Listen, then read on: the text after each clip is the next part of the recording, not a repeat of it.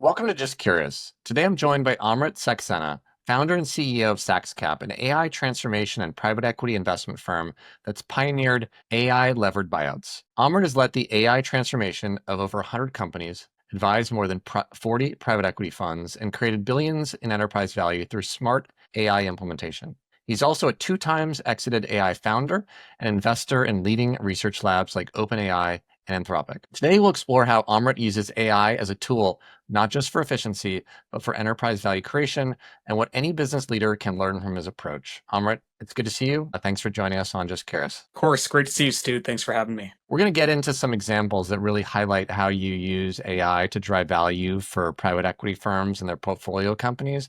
But maybe we can start with you telling us a little bit about yourself and SaxeCap. Yeah, happy to. So I'm Amrit Saxena, the founder and CEO of SaxCap. I founded the business back in December of 2018, really well before AI transformations or AI and private equity was in vogue. But essentially, the thesis underpinning SaxCap was one of when you look at private equity as an industry, and I like to think about it from the perspective of abstractions, it's a wonderful abstraction for taking a concept, a skill set that is not endemic to American businesses, and leveraging it to go and drive LP and GP value. So if you look at the evolution of the private equity industry over the course of the past 60 odd years, the initial manifestation of private equity 1.0, if you will, was an industry marked by financial leverage, financial engineering, multiple expansion, multiple arbitrage. And that's how a lot of the early value was driven in the industry. That's how the behemoths that stand today, the KKRs, the Blackstones, the Carlyles, the TPGs of the world, were really formed. And when you look at essentially what they did, quite simply, they took a skill set that was not really well represented amongst American businesses at the time, which was optimizing capital structures. And there was a small group of people on Wall Street who were very, very effective at it.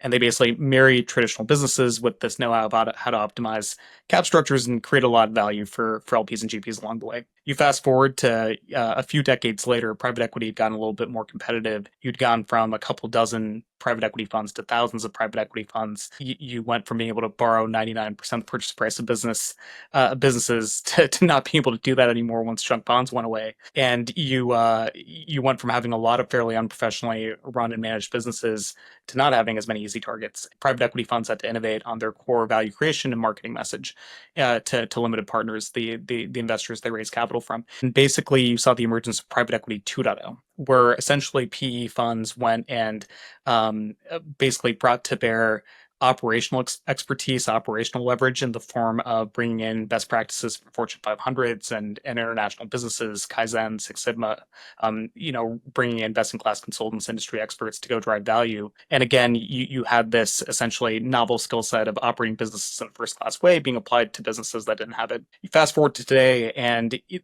there are a lot of wonderful businesses that are owned by private equity funds or owned by families that could exit to private equity funds. And a lot of them, are profitable, growing well, but often are somewhat technologically undermanaged, often have a lot of low-hanging fruit opportunity to go and drive outsized returns through the deployment of AI, automation, analytics technologies. So really the thesis behind SaxeCap was there's an opportunity to go usher in a new wave of private equity, if you will, private equity 3.0, if we can be so bold, where you do the best of the first and second vignettes of private equity and add to it this ability to go and really transform the margin profiles, the top line growth potential of traditional assets. And again, going back to the same abstraction, right now you have a lot of great businesses that are optimized from a financial and operational perspective, but they may not have the right talent or leadership as it pertains to data operationalization, AI, automation, and that's the gap that we sought to solve and bridge. And in doing so, what we built was a platform which, as you alluded to, is a hybrid company. We both have an AI transformation business that partners with over 45 private equity funds globally, including 8 of the top 10 PE funds by AUM.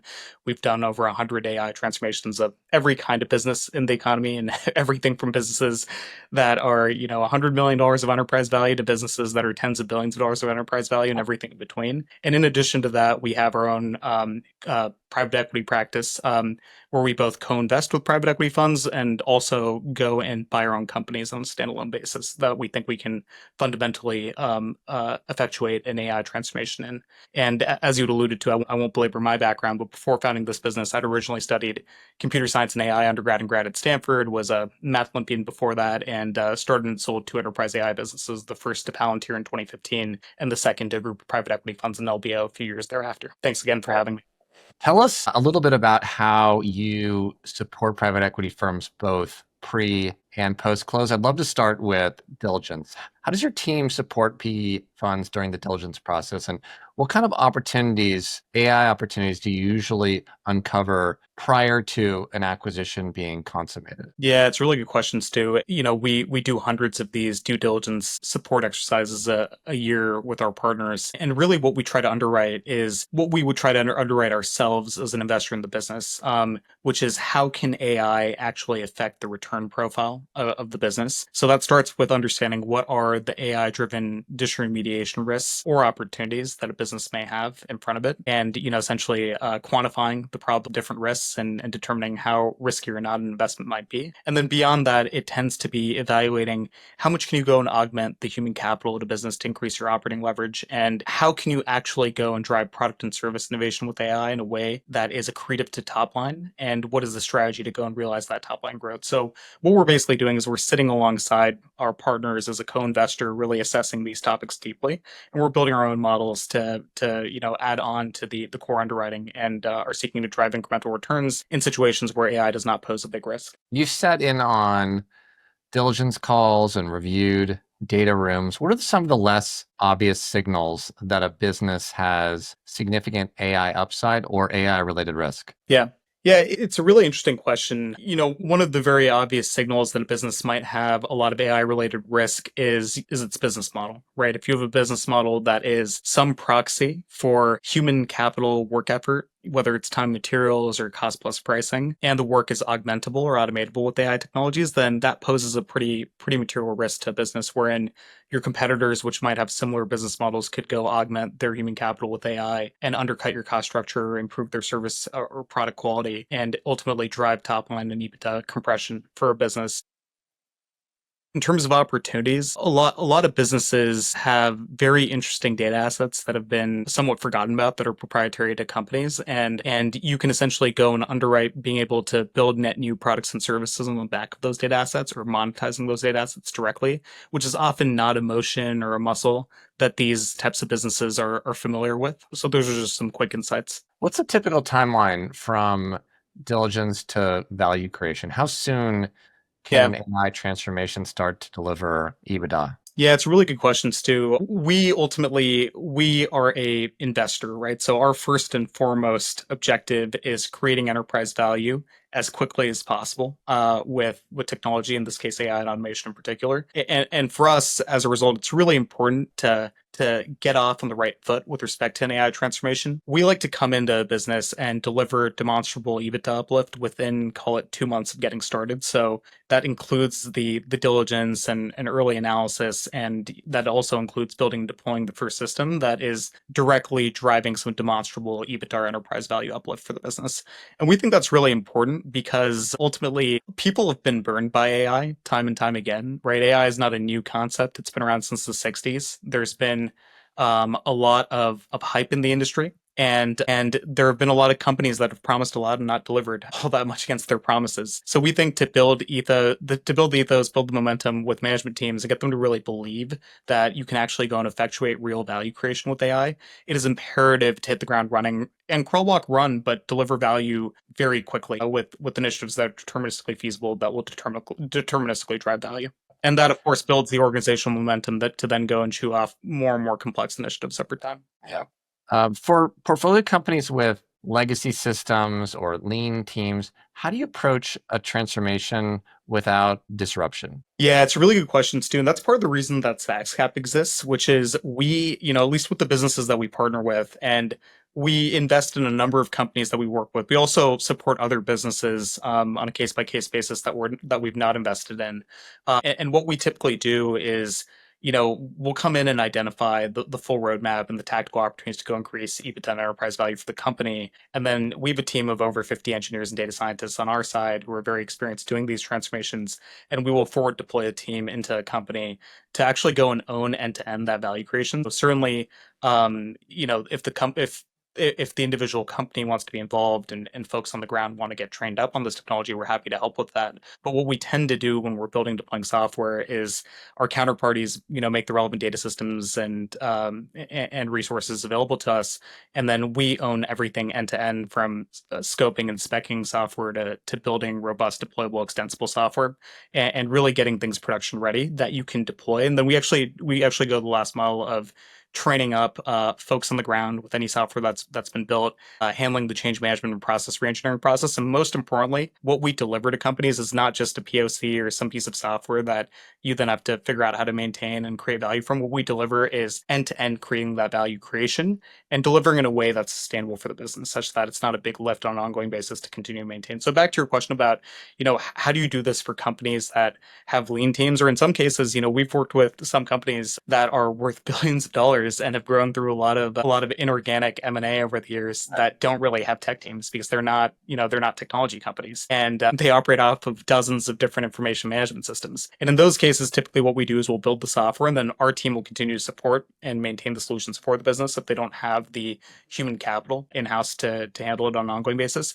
And then on the other hand, if the business has an engineering team or has an aspiration to build out an engineering or data science or AI team, then we'll hand over the code base, train up people, be a resource that's available if they ever need help in the future, but really empower them to go and continue to drive that value creation. That value creation typically comes from cost reductions or revenue expansions, a mix of both. What does it look like? I realize it's probably different in every case, but give us a Yeah. sense for the breakdown between those two opportunities. Yeah, it's a great question, Stu. And you're absolutely right that it's quite variable on a case by case and industry by industry basis, right? In field services businesses, for example, more of the value creation might come from process improvement and cost out. Business services companies, it might be more human capital augmentation, increasing your operating leverage and driving down cost. For a software business, it might actually be going and building net new products and services with AI at their core on the back of the data advantages and assets that a business has, and that's mostly top line expansion. I think if you look at our historical body of work, we've built and deployed over 300 enterprise AI and automation systems over the years of doing this, and it probably breaks down to about 60% increasing operating leverage, helping businesses reduce their cost structure, or building a cost structure that can scale more effectively, and 40% top line. And that's done through a combination of, building net new products and services that are AI first, but also through operationalizing your data assets at a business to go predict, for example, which of your customers might want to buy more products and services from you. What should you be selling to them? How should you be contacting them? How do you effectively cross and upsell? How do you effectively go reduce churn? So there are a lot of things you can also do with data assets to go drive top line expansion that isn't just predicated upon building net new service offerings that are AI at their core. What functions across the portfolio companies have shown the most repeatable ROI from AI? Yeah. Sales, operations, finance. Where do you tend to see the most value? Yeah, it's a really good question. I mean, again, it's somewhat industry and situation specific. But I'd say if you just say broadly, where do you see the most tractable, repeatable value creation from a functional area perspective in businesses today? I would say it's a lot on the customer service and success side, a fair bit on engineering as well, with Gen AI driven autonomous coding agents and copilots. And then depending on the human capital intensity, often we find a lot of value in operations, which are obviously bespoke to the company, but there's often a lot of very low-hanging fruit to go augment with AI solutions. Hmm. What are the most common mistakes you see PE firms make when they try to implement AI internally at the portfolio company level?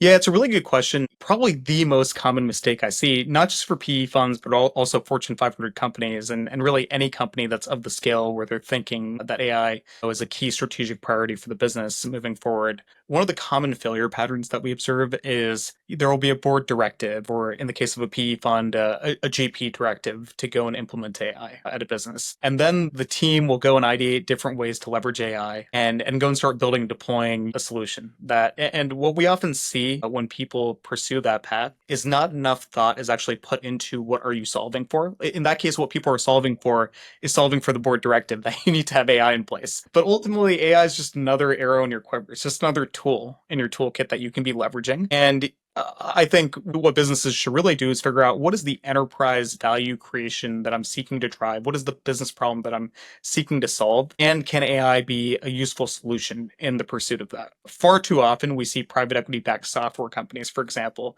do go exactly into this failure pattern where the board will say, hey, we need an AI in our product by next quarter. And then the product team will go and figure out some interesting AI deployment.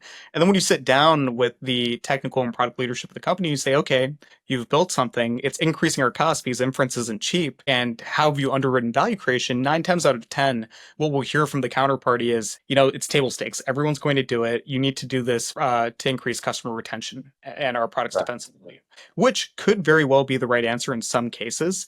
But typically, it's not. That conclusion is not arrived at sufficiently thoughtfully. And really, what you want to be doing instead is thinking about, okay, if it is a retention argument, how do I actually quantify that impact? How do I prove that that's the case? More, I think what's more successful, especially in AI driven innovation software companies, is instead of couching the argument with that as support, you should really go out and see what are the major pain points that my customers have that I can solve with AI uniquely with my platform, with my data assets, with my distribution, and go and figure out how much that problem was worth for all of your customers. Figure out how much of the value that you could create they'd be willing to pay you, and leverage that to figure out your attach rate, your ASP, and model out how much of a financial impact it's going to have, which we see very few companies actually doing today. Yeah, surprising. Can you walk us through an AI transformation case study and give us an example of what this transformation looks like? Yeah, absolutely. AI has been around for a long time. So I'll walk you through two very quickly, but one more traditional, pre-generative AI, and one, that involves some generative AI driven techniques. And in terms of the first one, we've run a wholesale transformation of a large private equity backed education platform, which has a combination of K through 12 schools, preschools, and online school business. And when we go about driving value with AI, the way that we approach it is we typically have a three-step approach. We start with a diagnostic where we survey all of the major workflows of a business, the data assets, the financial data, et cetera, et cetera. And then we basically enumerate what are all the opportunities to go and increase EBITDA and enterprise value of the asset with AI. And then from that enumeration, which is typically somewhere between 30 and 50 discrete opportunities that are all deterministically feasible near term, we then go and shortlist down to, what are the top 5 to 10 that will be the most accretive to enterprise value near term, that are relatively low risk to execute for the business. And in the case of this business, we were able to drive pretty tremendous value through canonical operations research and machine learning techniques, so optimization and machine learning models. And really the problem that we identified and the process, we identified 40 different opportunities to go increase EV with AI. The number one opportunity that percolated at the top of the list was amongst their preschool business, which had over 100 sites. They had grown through a lot of inorganic M&A over the years, and as a result had a number of disparate data sources and had systems that didn't talk to one another. When you asked the leadership, who was otherwise very sophisticated, which of your sites is overstaffed today, they would respond and say, look, to figure that out, we need to go and pull data from a bunch of different systems, then do analysis in Excel. Take us a few hours, we'll do the work, and then we'll come back to you. And if you know anything about the preschool industry in particular, really the only real variable cost is your labor. So if you tightly manage your labor, you have a high margin business relative to the space. And if you don't, you have a middling, margin business at best. And obviously, if you don't know where you're overstaffed, then it's unlikely that you're managing your labor all that tightly. So, at SaxeCap, in addition to our AI transformation competencies, we also have a number of productized platforms that we've built over the years to help solve horizontal use cases and problems for businesses. One of them is a labor optimization platform. So we went and deployed that software at this business, where first we essentially integrated with dozens of discrete data systems that spanned the entire business. Again, this was an education business, didn't really have a tech team at the time. So it was a lot of using kind of information management systems as data warehouses is what they were effectively doing at the time. And we consolidated all the data in one place. We then built a machine learning model because unlike K through 12, where your child goes to school unless they're sick in most cases, parents often treat preschools like daycare. So sometimes Johnny goes in on Tuesday and Thursday afternoon. Sometimes it's 5 days a week. Sometimes it's not. So we built a little machine learning model trained on all the historical attendance data for individual students to go predict for every hour of every day how many students of each age level will you have in each classroom. And the reason that matters, the reason that the age level distinction matters, is preschools are highly regulated. So every state has its own requirements around how many adults you need in a classroom on the basis of the youngest student in the classroom. So you determine, your student teacher ratio on the basis of the ages of the students that are actually in the room at any given time. And so we built that machine learning model, and then we fed the output of the machine learning model into an optimization model. And the optimization model seeks to maximize site level EBITDA while meeting all government and service level requirements for the business. And basically, it might realize, hey, in classroom 1, you have 3 toddlers. In classroom 2, you have 2 toddlers. You're in Sacramento, California, and your state ratio for toddlers is 5 toddlers to 1 teacher. So you can actually move all 5 of those students to classroom 3, and you will then be able to cut down your required headcount from a government mandate perspective by 1. Or you might realize, hey, your teacher's coming in from 9 a.m. to 1 p.m., but actually your students are coming in from 10 a.m. to 2 p.m. in classroom D. And you should shift back that teacher schedule by 1 hour, because then you won't need half of an FTE in the afternoon to come in and support those students. And basically what the system does is it dynamically figures out these recommendations, all day, every day, and pings the site leader, in this case principal, and asks them to make the changes. If they agree with them, great, and they go and make them happen. And if they don't agree with them, they can provide that feedback directly to the model, and it'll learn from that and won't make that kind of recommendation again for that site. And in this specific case, labor productivity increased over 50%, EBITDA margins increased by over a third, completely transformative. And no generative AI. This was all feasible before Transformers came out. And there's a lot of low-hanging fruit like that at American businesses. Awesome. You mentioned the EBITDA margin expansion that you drove there. What typically, and maybe typically is not the right word, what's the range of outcomes one can expect in terms of the amount of EBITDA that you can drive through the implementation of generative AI, traditional AI, AI-driven automations, and more traditional automations? Like, what's the range of kind of value there?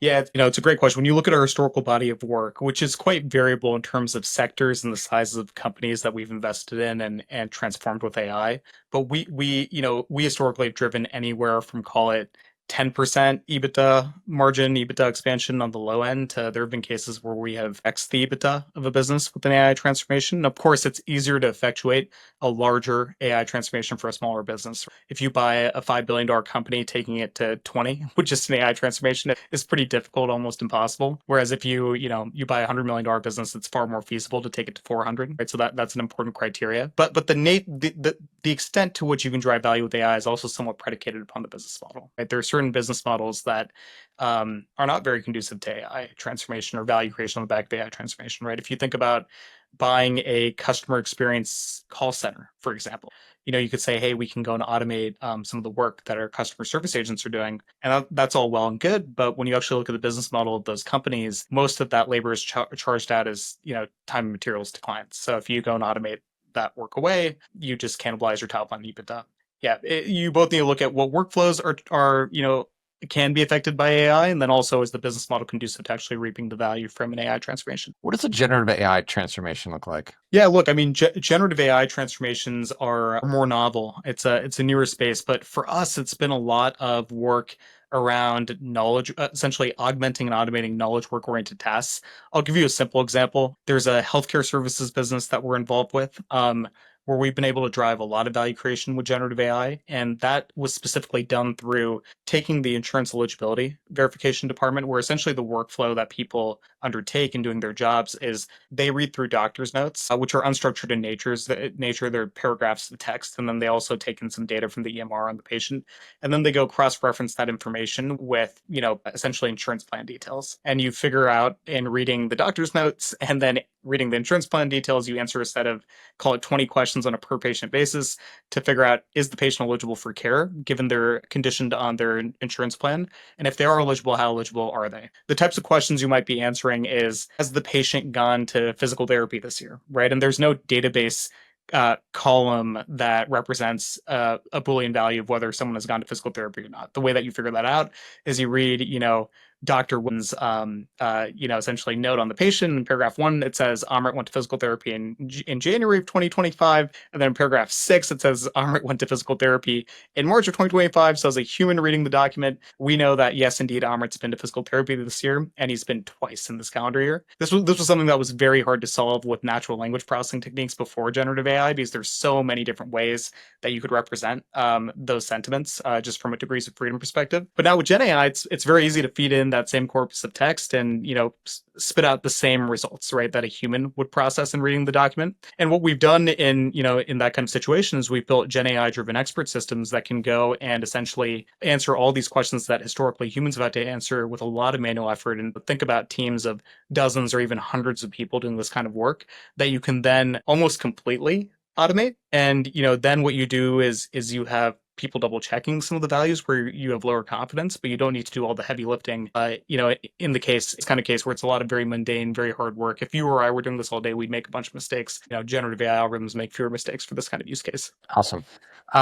We talked a lot about value creation. How do you think about the defensibility of these transformations? Can a company's AI transformation be a moat? Yeah, absolutely. It can be, but it's not the case that it will be for every company that undergoes an AI transformation. So I think when you think about where does value accrue in an AI first world and what moats are defensible, look, I mean, as with my backgrounds in startups, like there is a real moat around just having a fantastic team that knows how to execute. So I don't want to take anything away from that. But if you strip that out for a second, when you think about, any business that's trying to effectuate a generative AI driven transformation, almost everyone is using the same set of foundation models, whether they're, open source models like Llama or Mistral or closed source models like OpenAI or Anthropic. So as a result, if everyone's using the same foundation models to go and effectuate transformation, then you need to think about where will differential value accrue. And from our perspective, it's in a few different areas. One is if you have a proprietary data asset that allows you to build a retrieval augmented generation memory system for a Gen AI system that is differentiated than just using, say, Llama out of the box, or it allows you to fine tune a model specifically for your use case in a differentiated way. That is a powerful mode, and that's not very easy to replicate, especially if you have a large volume of very high quality data that's specific to the problem that you're solving. Another mode is if you have significant customer penetration and distribution and long-term sticky customer relationships, then and you can also effectively go and innovate with AI and bring new AI-driven products and services to market. If you're already deeply embedded with individuals or companies, and you also are able to execute on this kind of value creation motion, they won't have a lot of incentive to move away from you and go to someone new, especially in B2B context. So I think it's possible to establish or deepen moats with AI, but also, it's become a lot easier to innovate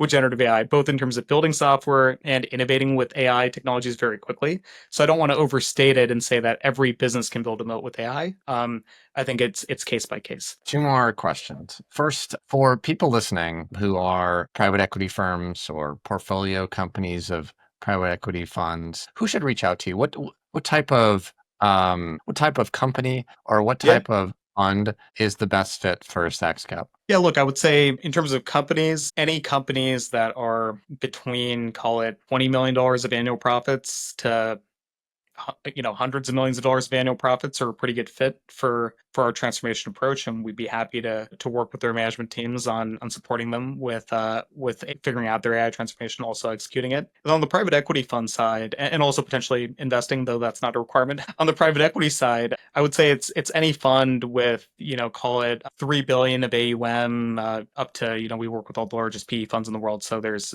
no upper limit, but that's probably with the right set of guardrails. And we skew a little bit more towards transforming services businesses, but we've also transformed a lot of software companies over the years. Awesome.